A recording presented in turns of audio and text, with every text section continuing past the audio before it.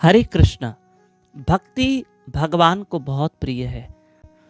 प्रिय बंधुओं, मैं आज आपके सामने भगवत गीता के 6वें अध्याय का 47वां नंबर श्लोक पढ़ रहा हूं। बहुत ध्यान से सुनना, आपके काम की बात है। योगिनाम अपि सर्वेषां मत गतेन अंतरात्मना श्रद्धावान भजते यो माम समे युक्ततमो मतः। इसका अर्थ जानिए। आज पहला पाठ है। समस्त योगियों में जो योगी अत्यंत श्रद्धा पूर्वक मेरे शरणागत है। कितने प्रकार के भगवान के योगी हैं। कर्म योगी है, कोई ज्ञान योगी है, कोई भक्ति मार्ग पे चल रहा है।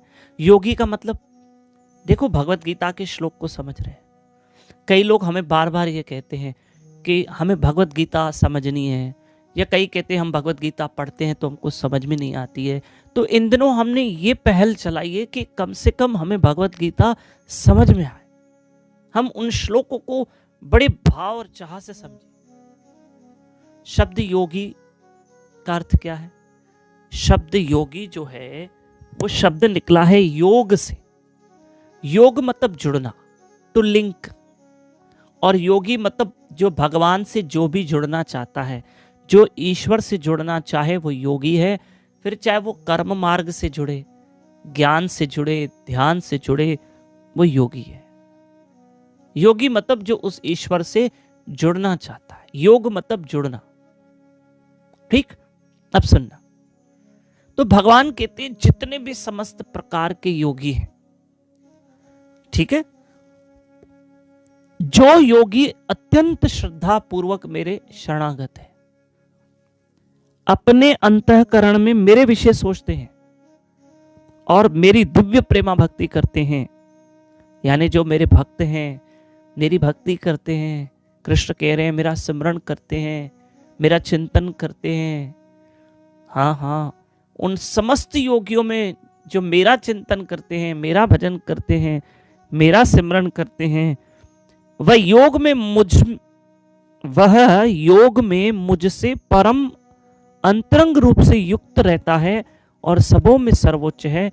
यही मेरा मत है कि जो मेरा, कृष्ण बहुत अच्छी बात कह रहे हैं सुनिएगा।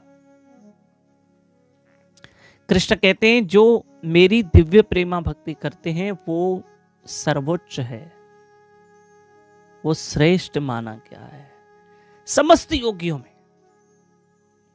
भाई, कई ऐसे बेचारे योगी होते हैं जो एक पहाड़ों पे बैठ के योग करते हैं, ठंड में बैठ के, कड़ी धूप में बैठ के।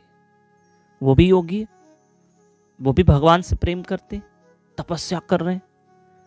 पर कृष्ण ने गीता में कहा जो मेरी दिव्य प्रेमा भक्ति करते हैं और वो मुझसे जुड़े रहते हैं और वो सर्वोच्च है। भगवान को भक्ति बहुत प्रिय है। ये श्लोक का अर्थ यही निकलता। सारे मार्ग ईश्वर की ओर लेके जा रहे हैं, बस फर्क इतना है कि कोई मार्ग थोड़ा सा कठिन होता है और कोई आसान मार्ग होता है। जैसे मैं आपसे कहूं, आप अपने घर के, आपके जाने के कई रास्ते हैं, तो आपके घर का रास्ता आपको पता है, तो कई रास्ते कठिन है, कोई सरल है, तो आप सरल मार्ग से जाते हो। तो इसी तरह से जो भक्ति मार्ग है वो सरल मार्ग है। ज्ञान मार्ग भी ईश्वर की ओर जा रहा है, कर्म मार्ग भी ईश्वर की ओर ही जा रहा है, भक्ति मार्ग भी ईश्वर की ओर जा रहा है, लेकिन सर्वश्रेष्ठ और सरल मार्ग भक्ति मार्ग है। यही कृष्ण गीता में कहना चाहते हैं। इसलिए तो हम भक्ति भजन करते हैं, क्योंकि हम सब घर गृहस्थ और परिवार में रहने वाले लोग हैं। हमारा जीवन दिन भर व्यस्त है, घर के कामों में, शॉप पे जाओ, जॉब पे जाओ, तो कम से कम हम वहां बैठ के नाम सिमरन तो कर सकते हैं। हरे कृष्ण कृष्ण कृष्ण हरे हरे, हरे राम राम राम हरे हरे, है ना। तो इसलिए भक्ति मार्ग सरल है। और क्यों सरल है? गृहस्थ जीवन वालों के लिए तो बहुत सरल है तो सबके लिए सरल।